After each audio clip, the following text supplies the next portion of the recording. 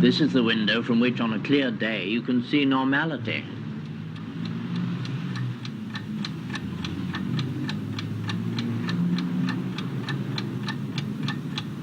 This room is not only a room in a boarding house, but also a ward, a private ward in a home for incorrigibles.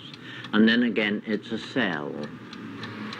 And here I've remained for 30 years, and whatever has gone by in the outer world has passed me by. But I think if anyone said to me, if you go on like this, life will pass you by, I would reply, thank God for that. I nearly got mixed up in the beastly thing.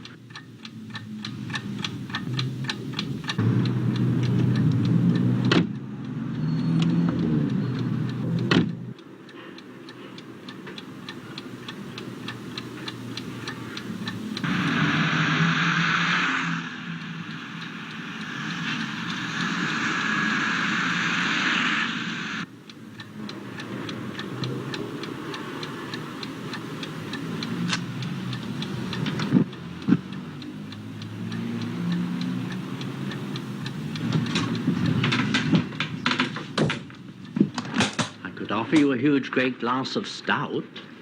Cool. I drink this stuff at dawn because it makes the day shorter.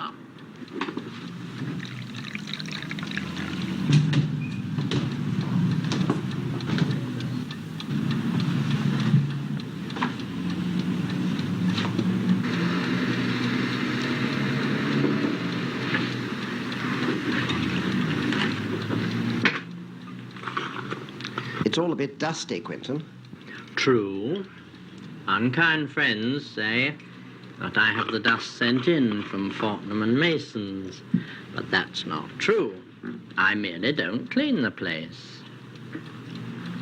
And I have a message of hope to offer to the housewives of England. It's this. Don't lose your nerve, because after the first 4 years, the dirt won't get any worse. I haven't cleaned this place since I came here, and that's nearly 30 long, dark years ago. And as you see, it merely doesn't look clean, that's all. What does your landlady say? My landlady is the last saint left alive. This is the only house in the world which is run for the benefit of the lodgers. We all do exactly as we please. The price you pay is that, of course, you live on the coconut matting level. I don't ever shop now because I found I needn't. My clothes are given to me. In fact, I'm a sort of one-man Oxfam. But food, it was more of a problem until I discovered you could buy stuff at a chemist which you could eat without ever buying anything from food shops. And I don't bother anymore. Buy this stuff, and you mix it up. It's sort of a whitish powder. And you mix it up until it's the color of Walpermure. And it tastes like Walpermure too. But it's full of vitamins and full of protein, and you don't have to bother ever again.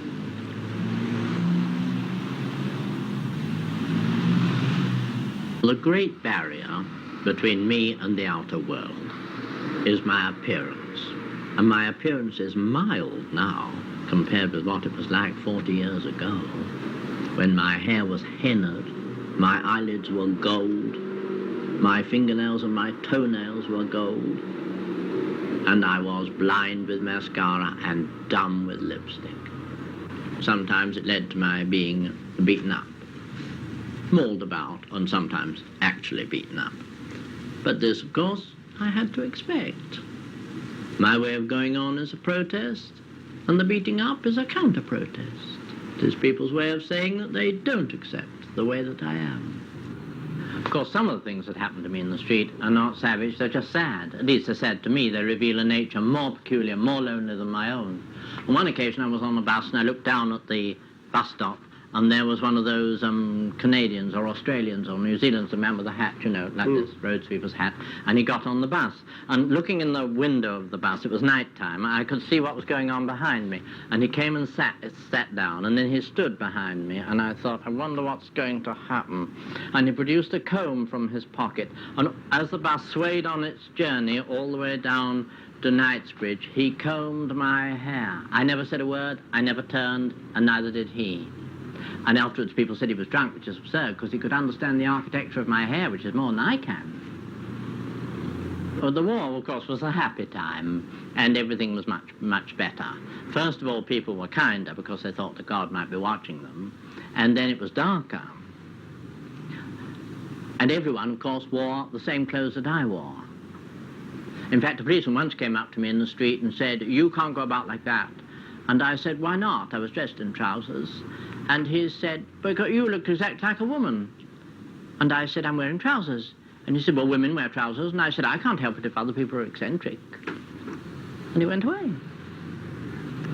Well, you must understand with everything I say that I'm speaking, first of all, for myself and then for a group. I'm a minority within a minority. I'm an effeminate homosexual. And for people like me, the dream, the hope, the ambition is to win and to keep the love of a real man. And of course, the essence of a real man is that he does not fall in love with people of his own sex. Therefore, it's insoluble, it's unanswerable. This doesn't prevent homosexuals from hammering away at the problem. They simply become more feverish. They pile the makeup on thicker. They sway more from side to side. They camp more outrageously. And of course, the more they do this, the more the desired object recedes. I would definitely like to have been a woman, because I feel, whether rightly or wrongly, that then everything would have fallen into place. The way I speak, the way I walk, the way I move, and the thoughts in my head would not any longer have been remarkable. They would have been acceptable. What I'm so bad at is being a man. Friendship, Quentin. Do you value it? Oh, I value friendship more than I can say, much more than I value sex. I would never dream of abandoning even a simple social date just to rush after some strange man. But I don't mean by that that I trust people or I want them to trust me, because trust is the death of friendship. It's such a burden. It gives you this feeling of guilt all the time, exactly as it did in childhood. I don't mean only in my childhood, in anyone's childhood.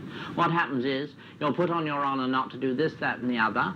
Then you commit some crime, some sin, and then you've done two things. You've broken the bathroom window and you've broken your word. Or perhaps you're a Puritan. After all, you don't drink, really. No sex, no food, no music, no money, no nothing, really. No, nothing, yes. I'm an ascetic of a kind, except, of course, I'm lazy. And therefore I'm guilty of the sin of sloth.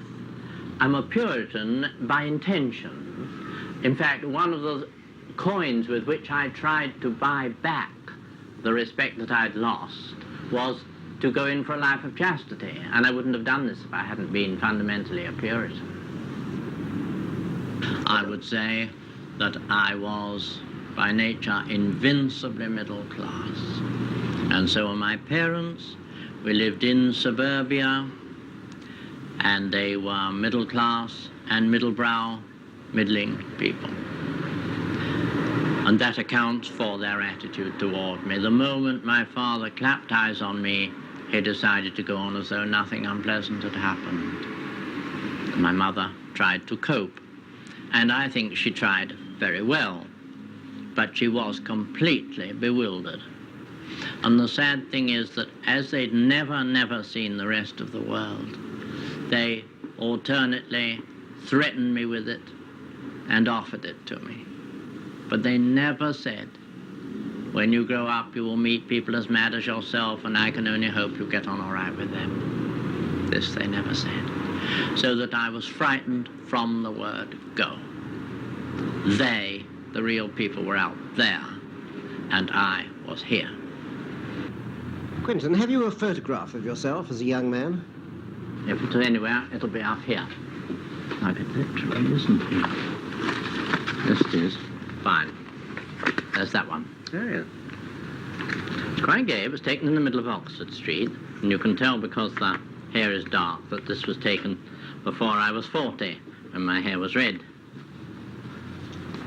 Taken by a street photographer, and of course, as soon as I saw him, I went like this, but later it transpired he was a sort of hooligan like ourselves. Anyway, seems quite nice. When I was walking about the street like this, my brother and a girlfriend of his passed me in the street, about that far away, and she said, "Look at that!" And he said, "I've seen it before." You must have had some extraordinary things happen to you. Well, yes, I have indeed. Most of them slightly unpleasant, but some of them just frank curiosity. People will come up to me and say, I simply must ask you who you are. Or on one occasion, I was already sitting down in a carriage, in a train, going, I think, to Guildford, and the porter opened the door like that and said, "You'll excuse me, I must ask you what you do for a living." And I said, "I'm a model." And he said, "Oh," shut the door like that, and the train went down. The main field of activity for a model nowadays is the housewife's choice classes. The students arrive with the celery sticking out of one end of the basket and their paintbrushes sticking out of the other. And they draw you in memory of the time gone by. I think what has happened is people have got lonely, their children are grown up, and they think of a way of filling in the time. And then they think, when was I happiest? And that was when they were at the school, and they practically get out the Hungarian blouses they wore in 1926 and their sandals and their curtain ring earrings, and they come to the class. And that is when, of course, I'm more useful than another model, because I pose in loving mummery. I pose for the time gone by. The poses are like this, you see, instead of my just sitting around as though I was a human being, because it's easier for me to pose than not. But how did you earn a living in the old days? I was a commercial artist and I was a model. In commercial art, I had a lovely time, but of course the other employees were a bit frightened. In fact, when I worked in one place, when the girl came up to give me the work that I was supposed to do for that day, her hands were trembling like this so that the pages were fluttering, and I tried not to look at her while I received the work, to try and give her time to get her breath back. This is a normal reaction almost anywhere. She got used to you? Bit by bit, she got used to me. Never quite. She didn't ever get used to the fact of my existence, and she once said, "Has it ever occurred to you, you might be mad?"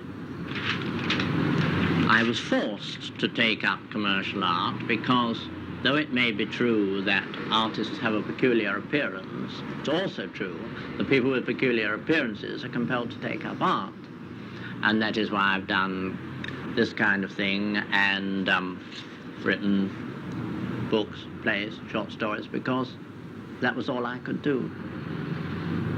I can live in this room and eat without ever spending more than £5 a week. Could live wildly, a life of debauchery on £5 a week. But my main debauch is going to the movies. That costs more than it would cost other people because I have to take somebody with me. Because I'm worried about what God would say if he found me in the movies. You see, if he were to plunge his arm down through the roof of the Odeon cinema and say, "And you, Crisp, what are you doing here?" I couldn't reply, "I'm enjoying myself, Lord." But if there's someone with me, I go, and then he knows I've committed an act of self-sacrifice. Quentin, you told me about an argument you had with a drunk in the street, and he said, "You mean you go with men for money?" And your reply was, "Well, possibly." Does that mean that you've been a male prostitute? Yes, I've been a male prostitute, and this worries people. Prostitution in general worries people, and I can't understand this because to me, the only excuse that you can find for the disgrace of sex is that there might be money in it. Otherwise, it's a wanton form of self-enjoyment. You know what you know who thinks about happiness. You've got to be able to explain it in some way. For whatever is done for money is sacred. In fact, the best way I can express the whole thing is to quote the char of a friend of mine. She took a house somewhere in London without knowing that it was a disreputable district. But she had a char who knew not only that it was disreputable, but who was disreputable with whom and why and for how much. And one day she plucked at my friend's sleeve and took her to the window and said, "You see that one, madam? Women that do it for money are bad enough, but she does it to oblige."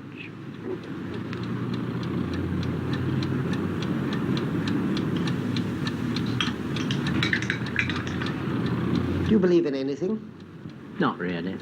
I wouldn't have said I was a cynic, but I suppose I am to some people. After all, an act of faith is the believing in something which isn't self-evident. And I can believe in what is here, but that's nothing.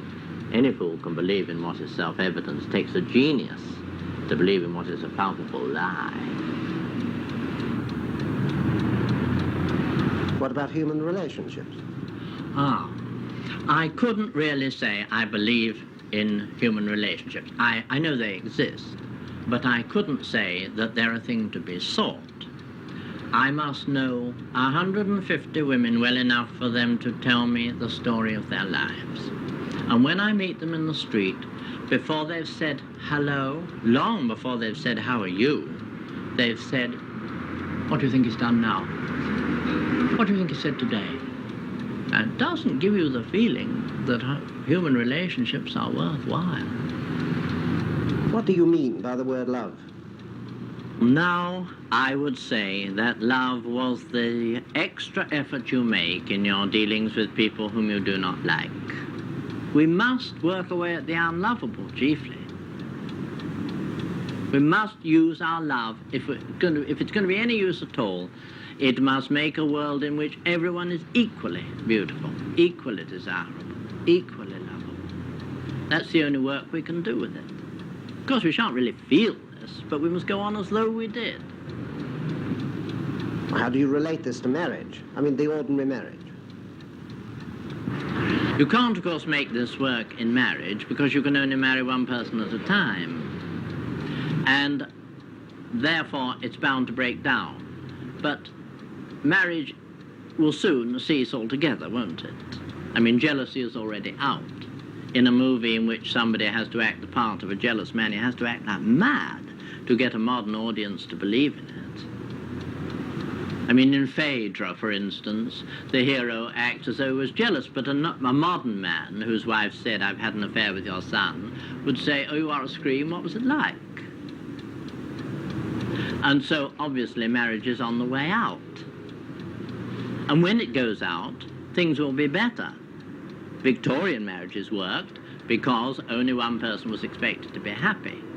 Then later came a marriage in which both parties were expected to enjoy themselves, which is absurd. You've only got to want the bathroom window open and your wife wants it shut, and there's nothing left except divorce. What do the young make of you these days? Well, the young more or less accept my appearance because it's so very like their own. When it annoys them, it's because they feel that I am too old to dress in a modern Carnaby Street way. And they feel that I'm sort of have become the oldest teenager in the business. And this is true. I see this. Only, of course, I am where I always was. I'm doing and saying and wearing the same things that I did and said and wore 40 years ago. My appearance and my conversation are like a stopped clock. They're right once every 12 years. Only nobody bothers to consult them. The other thing that annoys them is that their appearance can be described as effeminate, and they don't want this to happen. And when they see me, they see just how effeminate it could be thought to be, just moving it a tiny bit to one side. They have long hair, they have bright clothes, they wear beads, and you still know that they are not homosexual. And even when you don't, they think you do. If they've lost their nerve, they wear beards. The problem of the young is, to my mind, always the same. how to conform and rebel at the same time. And this they've now solved. They rebel against their parents and conform with one another. I'm terribly glad to have lived into a time when happiness is for the people who can use it. Because when I was young, happiness was for the middle-aged. And that's a contradiction in terms. Nobody who's middle-aged can say they're happy. Or if they can, they must be using a different word. They must, I would have said, mean content. I could say even now, in the winter of my life, that I'm content. But I wouldn't say I was happy.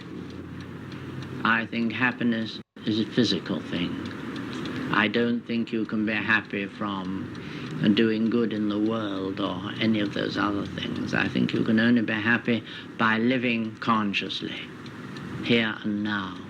You can't be happy because you're going somewhere.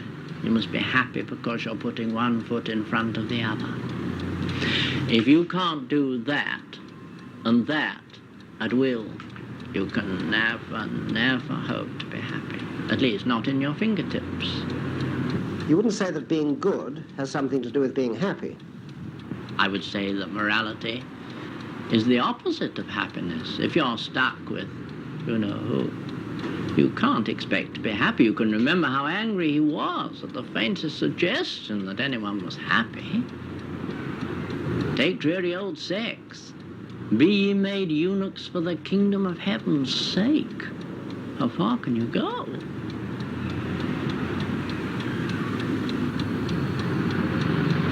Now you're getting old, Quentin.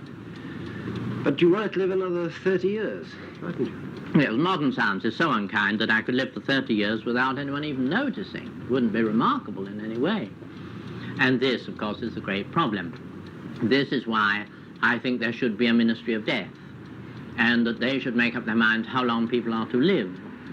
And when they've decided that, then you would just stay in your home and a notice would come, like your income tax form, and it would say, would you kindly call at the forgetting chamber of the town hall on September the 25th, which note will be your 65th birthday or whatever it is. And then a plain van would come and you would step in and you would go away and everything would be marvelous. You could apportion your income. You would think, well, I've only got another 4 or 5 years to do, so I know how to spend my income. But I have to carry on alarming. This whole cupboard is full of clothes, not that I can wear now, but that I may one day have to wear, which I daren't throw away because the night is coming. And up there are more. Now I've done and said all I can do and say. I've come to the end of my personality. And now if I want anything, it's peace, quiet, the ability, the opportunity to stay in my room and just stagger on. I suppose what I want in a way is death. Cut.